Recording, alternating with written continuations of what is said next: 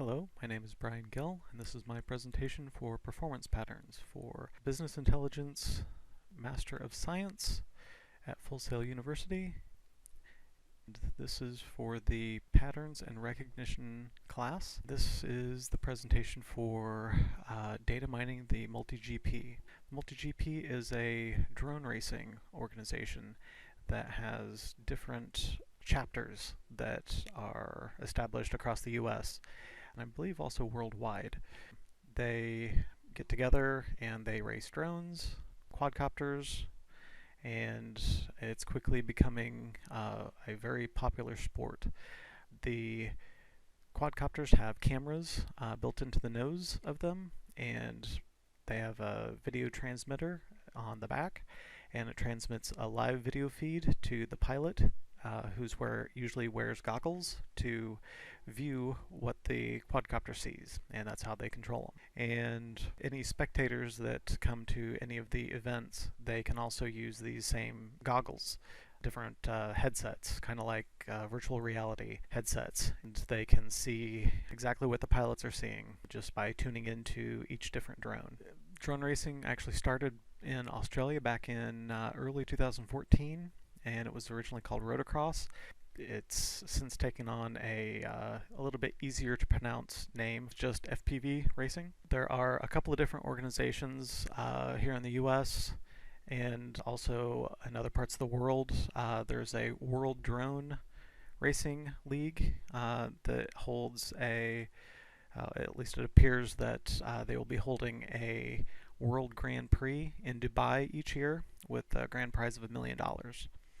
Then the two major organizations here in the US are known as the MultiGP and the Drone Racing League. As far as variables go, most have specifications of frame size 305 millimeters or less, propellers 6 inches or less, total quadcopter weight of 800 grams, which excludes the battery, battery cells in the 3-cell or 4-cell range, and then skills. These are not easy to fly, not easy to control, and it takes a lot of work to keep them in the air.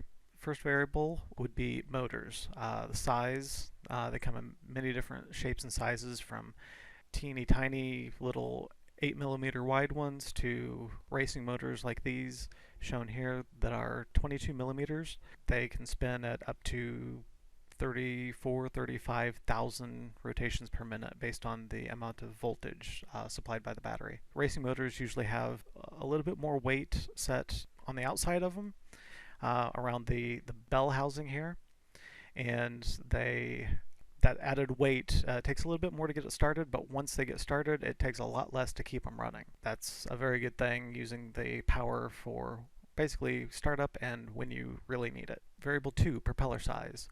We've got 3-pedal and 2-pedal propellers. There's also different pitches for the actual pedals or blades. You've heard me talk a lot about the total weight. These quadcopters need to be light, they need to be fast. In order to keep it in the air, the power has to be going to the propellers, and then there's the control over keeping everything stable. Something as light as possible while still keeping a lot of control with it is the main idea for this. All aluminum parts for anything that needs to be metal. Also, anything plastic is usually, as you can see here in the picture, it's carved out but reinforced to be as strong as possible while being as light as possible. Variable number 4, battery cells. Battery cells are 4.2 volts fully charged and 3.7 volts when empty. S3 or a 3S class runs 3-cell batteries, and they can go up to 12.6 volts fully charged, and they are considered empty at 11.1 volts. This gives you about 20% to use on these batteries, and even out of that 20%, you only really want to utilize 80% of that. 4-cell batteries, they can run a little bit higher. A 2-amp battery, a 2-amp 4-cell battery can pull about 150 amps under low load and about 300 at max load. It's not going to keep you in the air any longer, but it's going to provide a lot more power when you need it. As far as variable number 5, training, can be You can train on your own using a computer simulator. You can train by yourself outside. You can train with groups, what they call fun flies, where a group of local people get together and just talk and exchange ideas and thoughts and advice, and everyone kind of helps everyone out. They're actually a lot of fun. Another way is to actually hold mock races, group time trials, where a bunch of people get together and will try and best each other's time. The one thing that keeps all of this going and keeps everyone getting better and better is to constantly push the limits of the pilot and the aircraft. Without that, basically the sport would stall out. As far as the correlation of values, frame size and weight, it can save some time per lap. It's kind of a little expensive though. Averages about $100 for a frame. The motor size and speed, again, can save a considerable amount of time by having a lot more thrust and a lot less weight. But again, it's pretty expensive. Best bang for your buck is going to be propellers and batteries. They can save roughly about the same seconds per lap at like a fraction of the cost of frame and motor. However, there is a specific way in which you should upgrade. Batteries first, propellers second, motor and frame last. That way you get the best bang for your buck first, and then the more expensive things are saved for the last. As far as the pilots go, these are the 10 top pilots that were in the MultiGP championship in 2015. It shows how many hours they trained per week total, how many hours per week in a fun fly, alone, simulator, building hours, and research hours. Also shows what motors, propellers, batteries, frame, weight, and total weight that they prefer. For the previous races, we have a table that shows the race. This is race 1, and this is lap 1, lap 2, lap 3, and so on, all the way through the race 5 and the total for that race, total time. These lap times are actually in seconds, so each lap is not terribly long. You can imagine at 12.72 seconds, it doesn't take a whole lot of time to get around the track, but when you're moving at 60 to 80 miles an hour, that track becomes a lot faster. For the championship, there was qualifying beforehand and the actual race. These are the qualifying lap 1, 2, 3, and the total for the qualifying laps. And then the actual race, these are the lap times 1, 2, and 3, and the total for the actual race. Now, as far as the highs and lows go, for all 7 races, 5 races, and the qualifying and the actual championship race, the fastest lap time recorded was 12.5 seconds, and the slowest lap time was 19.36 seconds. The fastest race time to complete all 3 laps was 37.65 seconds, and the slowest race time of 56.04 seconds. And in this sport, every split second, every thousandth of a second matters. The maximal time, total race time of 37.65 seconds, if you get the fastest first lap at 12.5 seconds, you are left with a maximal time of 25.15 seconds. The fastest second lap time, what we would do is we would use the fastest race time minus the fastest first lap, and then the fastest second lap. This would leave about 12.62 seconds left to complete the third lap and still win the race. The probability of winning the first lap is 0.01 since there are 10 pilots.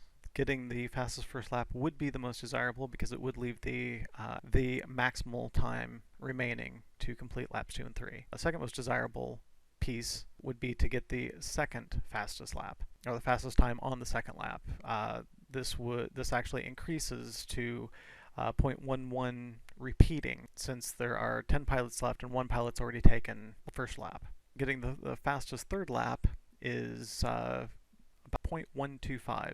It's just a little bit better than just starting off, but it leaves absolutely no time to make up any type of error. Therefore, it would be the least desirable to achieve the fastest lap on the third lap. Probability for winning the first fastest lap, we would take, that would equal the probability of winning for that pilot and the probability of winning the the fastest lap on the second, or the fastest second lap, and then the fastest third lap. That gives us a probability of 0.336, which comes out to about a 33% or 33.6% chance of winning the race. That is much better than 1 in 10 that is where it sits at the start-finish line. If you get the fastest second lap, we would take that 0.111 plus 0.125, and we come up with 0.236, which comes up to about 23.6% of a probability of winning the race with that second fastest lap. The fastest third lap is actually, and it comes down to a 12.5% chance of winning if you get the fastest third lap. Which laps train for? Train to get the fastest first lap. You can upgrade in a specific order with the biggest return on investment first, upgrade your battery first, next your propellers, then motors and frame, in that order. Also practice in as many different scenarios as possible, but also in a specific order. Start off in a simulator. This will build skill without destroying your aircraft, and aircraft are expensive. Practice alone after that. That way you don't have the self-conscious embarrassment or anything like that, and you can build your confidence before you actually get out in front of your peers. And after that, go for the fun flies and get some experience dodging other aircraft and some crashes and the walks of shame to pick up your downed aircraft. And after that, get into some practice races, see if you can qualify, and then go for the races. And here are the references that I used, and I thank you for watching.